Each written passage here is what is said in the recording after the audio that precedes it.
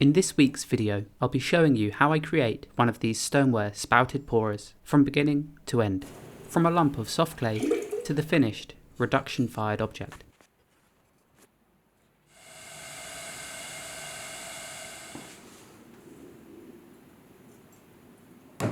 It begins, like always, with a piece of wedged up soft clay that's thrown firmly against the metal wheelhead as centrally as possible. Then, with the wheels spinning and plenty of water added, the clay is coned up and down, a process that helps knit together all the particles that make up the clay, thus making it more plastic and a bit easier to throw with. Prior to throwing the clay on the wheel, this piece of clay was wedged up on the workbench, which is sort of like kneading dough when making bread, although in this instance the clay is rotated and folded in such a way to remove as much air as possible from the clay, as any air pockets or inconsistencies in texture simply makes the process of throwing pots far more difficult. I sink my finger and thumb into the very centre of the lump, leaving about half a centimetre of clay in the thickness at the bottom. I then move my fingers across the base horizontally to form the flat internal bottom, and then once I'm ready, I can begin to pull the walls of the pot upwards. I do this by pinching at the very bottom of the wall of clay with my knuckle on the outside, which pushes in, creating an indentation. On the inside of the pot, my fingertips are pushing out where the bulge is, and then together, both hands move upwards, retaining the same hand position I applied at the beginning, and I move them very steadily at a nice, even rate without stopping or altering the amount of pressure I use, and I keep the wheel speed consistent. Essentially, during this process, you want your hands to move as one and for your movements to be as consistent as possible.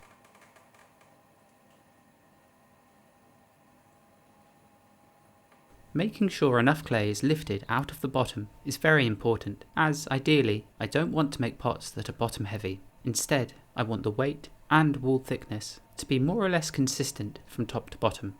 And with the walls approaching that, I can begin throwing the more defined shape I want. This begins with collaring in the neck before slightly flaring it out. I also want quite a distinct shoulder on this piece.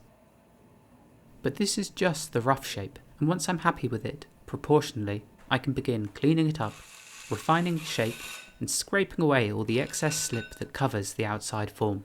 And it's now I give the pot its more angular nature, which I do by sectioning off different parts of the pot by pushing the clay out against a sharp metal edge.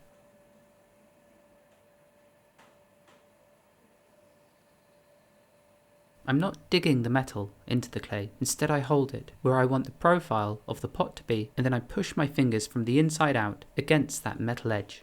This slip-free surface will dry a lot faster once removed from the wheel. And lastly, I use a soft chamois leather and drape it over the rim. This softens the top and compresses the clay, leaving a tidier finish.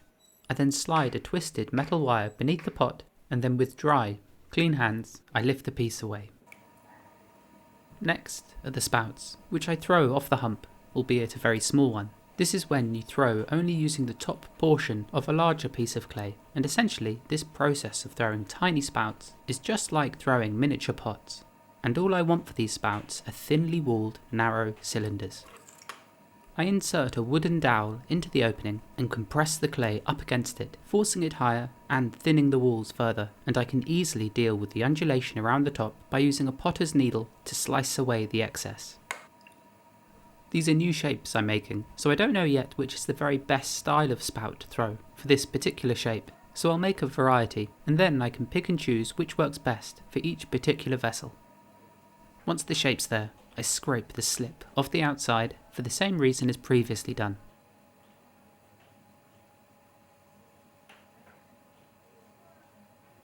Before slicing through and removing it, I very gently pushed it over to one side. This way it should have a slight arc once joined onto the body of the pourer. I slice it through, dry my fingertips, and carefully lift it away, and I offer them up to the pots to try and gauge whether I'm going in the right direction or not. I think I'll have to remove quite a lot of clay from the base of each of these, but that's not a problem. It's much easier to remove material rather than add it back. I then go back to the same lump and throw another spout, lean it over, and carefully pluck it away. And I kept going until there was practically nothing left.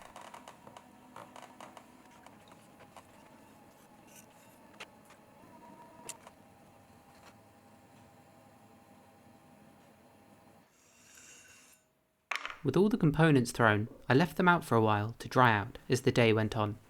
Before I can join these pieces together, I have to trim the body section whilst making sure the spouts don't dry out too much. This means, overnight, I'll really cover the spouts so they remain relatively soft and malleable as compared to the porous bodies, which, come the following day, I want to be able to pick up and handle and trim without the thin walls distorting. The spouts, on the other hand, I left drying beneath a pot overnight. This means they're still very tacky, which should make them easier to attach to the pots and to even bend and angle them slightly once attached.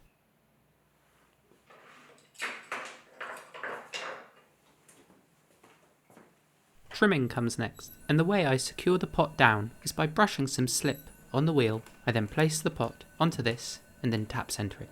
And then I squash just a tiny portion of the wall against the metal wheel head. I then use a variety of sharp tungsten carbide trimmers to further refine the shape and to thin out the walls to make the pot lighter. As I turn, I keep my left hand placed on the pot, ready to catch it at a moment's notice if it does dislodge. There are other ways of securing a pot in place to trim it, such as using a giffen grip, which is a contraption you place over the top of your wheel head that has 3 mechanical arms that come in from the sides and grip the walls of your pot. You can also simply use 3 lumps of soft clay, which you push around the base of the piece. The downside with both of these methods is that you can't trim the entirety of the outside of the pot, as the restraining arms or pieces of clay simply get in the way.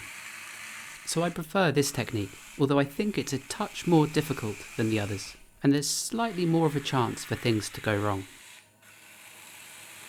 With the lowest portion of the walls trimmed, I use a straight metal edge again to scrape over that surface to make sure it's perfectly flat and to remove any prominent turning marks.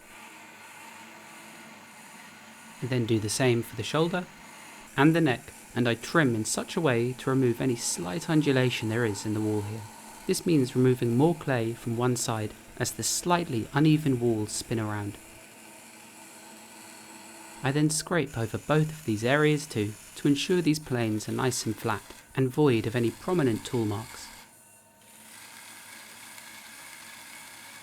To remove the pot, I slide a sharp skim of metal beneath it, and then scrape clean the wheel head of any clay that might otherwise stick back to the rim when the piece is placed upside down. And now at this stage, as I'm only really going to be trimming the base, I secure the pot in place by pressing down 3 lumps of soft clay around the rim of the pot, which is beginning to turn bone dry, as seen by the whitening of the clay in that area. I then place a spinner on top of the pot, through which I can apply downward pressure to help keep the pot in place as I finish the base.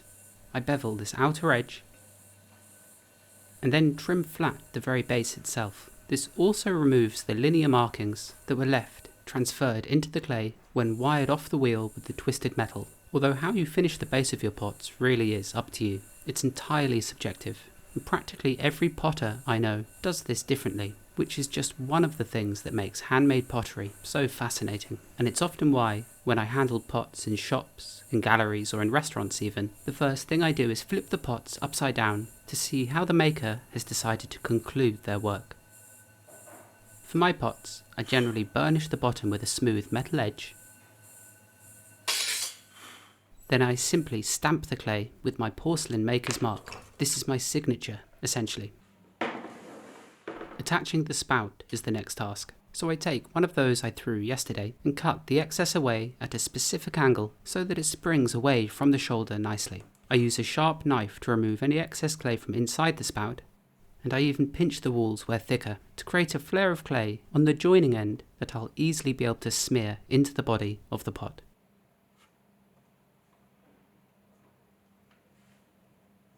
I then lightly push it into place and then score around it. I can then delicately remove the spout, pierce a rough hole into the body, widen it if needs be with the tip of a knife,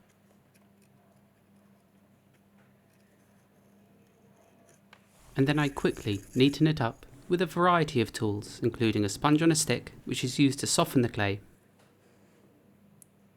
and then I use the handle portion of my potter's needle to make it perfectly round.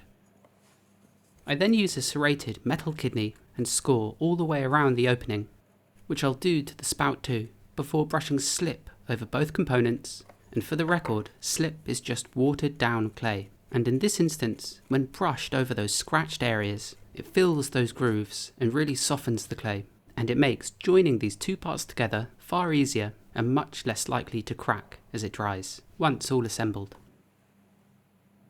I then firmly push the spout into place, and I try to wiggle it just a little bit as I do, so all those scored, slipped lines really meld together. I then use the side of a hole piercer to blend that flare of clay into the body of the pot. I want the join to be seamless, so this process tends to happen in 3 parts. I begin by blending in the clay, like so. I'll then use a soaked sponge on a stick to fettle all the way around the join, and whilst this does blend the clay fantastically, it also creates quite a rough surface, as the sponge easily wears through the clay, but not so much the specks of sand that make up the slightly coarse texture this clay body has. And so to deal with this coarseness, I gently burnish over any area I sponged, which just compresses those specks of sand back into the clay body, so they don't sit so prominently on the surface.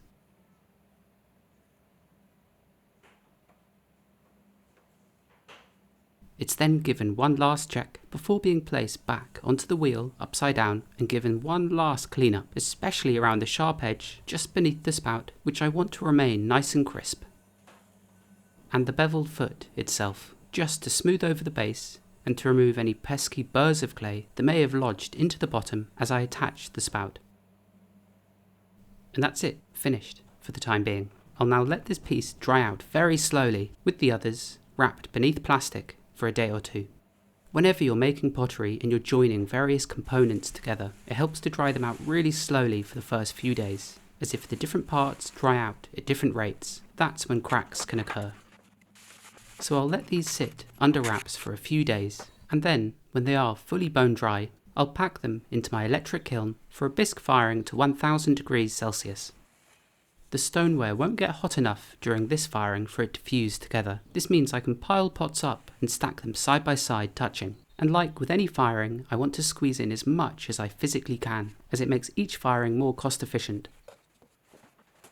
I tend to trim my pots quite thoroughly, so they're very light, and they also have lots of sharp edges. This means I need to be very careful when I load these kilns, as it's extraordinarily easy to chip any of these delicate parts. And once the kiln's packed, I'll close the lid and make sure nothing sits too proudly, and then I'll switch the kiln on and fire it overnight. 2 days later, the kiln is cool enough to unpack. And after being fired, all of these pots have shrunk a tiny bit, and they've become much stronger. They're also incredibly porous, and if you lick one, your tongue will stick to the pot, which is a method some potters use to check just how vitrified the clay is. And they need to be porous, as ultimately that's what makes it possible to glaze them. If at this stage I filled one of these bowls up with water, much of it would simply pass through the clay and leak out, whereas when it's fired to 1300 degrees Celsius, this stoneware clay body will be fully vitrified, which means that water can no longer pass through the clay itself, as all the particles that make up the clay, the platelets, have fully fused together, sealing any channels that pass through the body. Giro. Giro, sit. Spin. Oh, very good spin. To prepare the pots for glazing, I first check the insides to make sure there's no crud left over. This is something I really should have done at the bone dry stage, as any small trimmings that do come out can be recycled. I then place the pot upside down, tap center it, and then brush a thin layer of wax emulsion over the bottom. This acts as a simple wax resist, and it prevents the glaze from adhering to the base when it's dipped into the bucket of glaze. The small extra dab you see me doing is just to make sure my maker's mark is totally sealed, as it can be quite a bothersome task to remove all the glaze that gets stuck in the small indentation.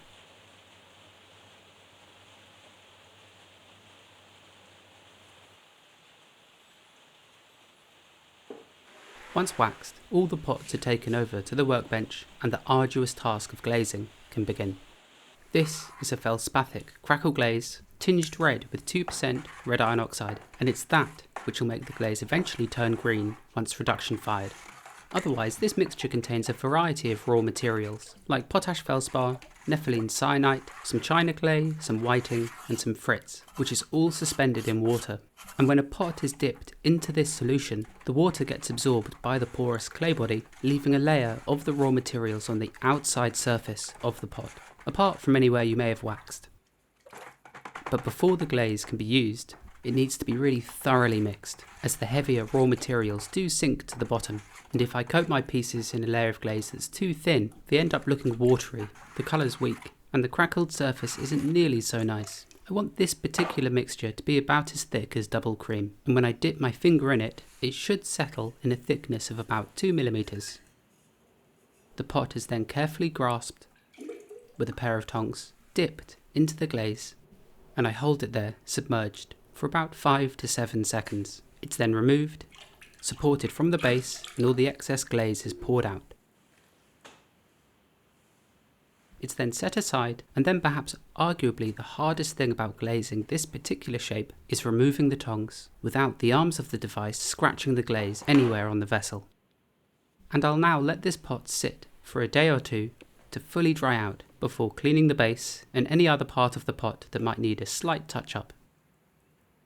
This white is the exact same glaze but without any iron in it, and it's remarkable the difference that has on how easy the glaze is to apply. Just 1 or 2% iron makes the glaze settle in a much neater layer, but with this base recipe, the glaze tends to move a bit more on the pot, meaning that there are a few more drips, and their surfaces tend to be just a tiny bit messier, which means these white pots take longer to tidy up.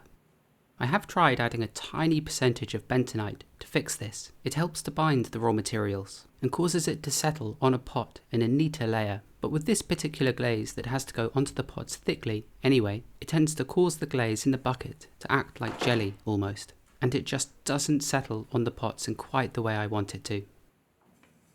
The next step, and this usually happens a few days later, once all the moisture has evaporated from the pot, is to tidy up the surface and to sponge the base clean. I work over a basin of water. This way, the glaze that's removed falls into it and can eventually be recycled back into my larger buckets of glaze. And with my fingertips I just gently rub away at any high patch or the marks that are left over from where the tongs grasped it. Thankfully with this recipe, once the tong marks are cleaned over, you'll never see them after the pot's been fired. But there are other glazes where the tong marks will always be visible, no matter how careful you are, and in those instances you just need to find other ways of glazing your work that don't rely on tongs. Finally, with each pot, I sponge clean the base, removing any droplets of glaze that might have settled on the wax. And I'm especially careful to make the line where glaze and clay meet as pristine as possible. And generally speaking, the more care I take at this stage, the better the pots look once finally reduction fired. This means it is all quite slow, repetitive work, but it's really worth it. As the white tends to settle with more prominent drip marks, I use the sharp edge of a knife to carve those away to ensure that the surface is level all the way around the pot. And of course, for all 3 of these, extra care and attention is spent making sure that the hole that leads from the body to the spout is completely clear of glaze. To help with that, as soon as I remove these pots from the bucket when glazing them, I gently blow down the spout of each, just to make sure there's absolutely no glaze blocking the hole. And after a few days of this, once I've tidied up enough glazed wares, I can begin loading my Roda KG340 gas kiln. Now, with the electric firing I did previously, the pots in that kiln load could touch, whereas with this one they absolutely cannot, as the layer of glaze that surrounds each melts into a fluid sticky surface during the firing. So if 2 glazed pots happen to be touching, that's it. They'll be fused together forever and will likely need to be snapped apart, which normally damages both. With that being said though, I still try to pack these kilns as tightly as possible, as not only does it make it more cost efficient, but it also means there's less space for oxygen to occupy during the firing, and this makes reduction firing easier, which is the process of intentionally starving the kiln of oxygen from about 860 degrees Celsius to the very end of the firing. At least that's how I fire my pots. Just like finishing the bases of your wares, the way potters fire can differ so much from maker to maker. The clay and glazes used, the type of kiln, the fuel, all of it makes such a difference. And with the kiln at long last fully packed, I'll call it a day before coming in bright and early the following morning and igniting the kiln. I light each of the 4 burners with the door open. This stops gas from potentially accumulating inside the chamber and then all suddenly igniting, which, like you may have guessed, can cause an explosion. But once all 4 are lit, I swing the door closed and tightly seal it. I always aim to start my firing at 7 o'clock in the morning, and it usually reaches top temperature of 1300 degrees at about 3:30 or 4 o'clock. For the initial stages of the firing, I very gradually increase the temperature and I follow previous firing charts. This way each firing is more or less identical. I slowly increase the temperature by turning up the gas pressure, and then at about 550 degrees I'll switch on my air compressor, which is increased in tandem with the gas as the firing progresses. At exactly 860 degrees Celsius, I initiate reduction by turning the gas pressure all the way up together with the air pressure, whilst at the same time I slide the dampers over the flues of the kiln. This throttles how quickly the exhaust can escape, and essentially too much fuel builds up inside with not enough oxygen for it all to burn efficiently, and so the burning fuel finds extra oxygen within the clay and glazes, and this changes the appearance of both quite drastically, and it gives you completely different results compared to, say, if I use the same clay and glazes and fired them in my electric kiln in a fully oxidized atmosphere. Although there are some small patches in my kiln that offers both, and the yellow streak you see here is where it's been partly oxidized. I adore when this happens, but it only affects maybe 2 or 3 pots per firing, and I never know exactly how the streak of oxidation will look, as it tends to follow the path of the flame. When cone 10 is flat, and the internal temperature is about 1290 degrees Celsius, I switch the kiln off.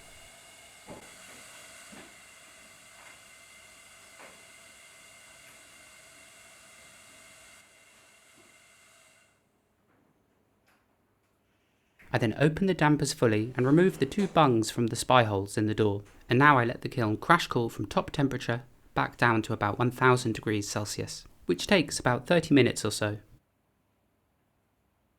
Then I fully close up the kiln, and from this point it takes about 2 days to cool down.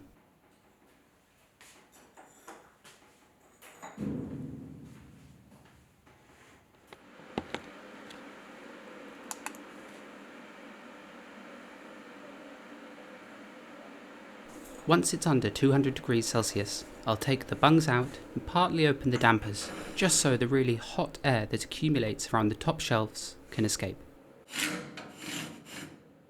I prepare some wearboards onto which the new pots will go, and now, at long last, weeks after the pot had been thrown, it's finally time to see the finished results.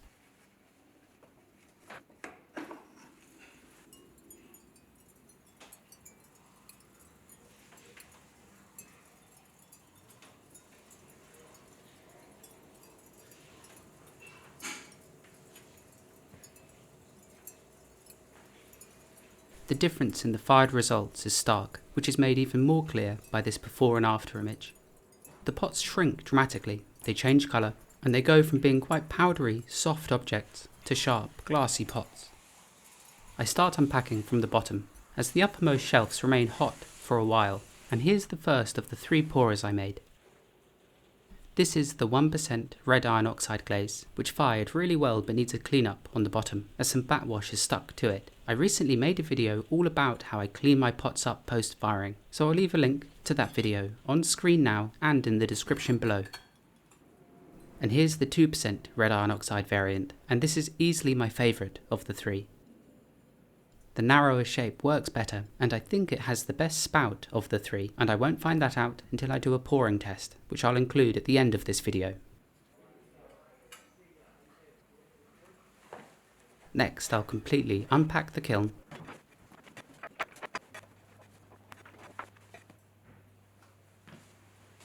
and then I quickly polish the base of each pot, just on some wet and dry sandpaper submerged under a tiny bit of water.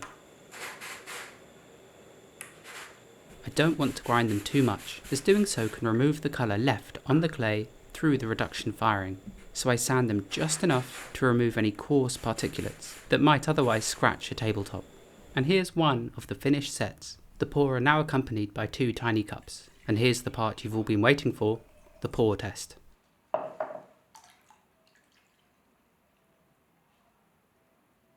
It's not bad. It's perhaps almost laminar flow, and of course it sputters a bit as the liquid runs out. A drip or two does dribble as well, but really that couldn't faze me less.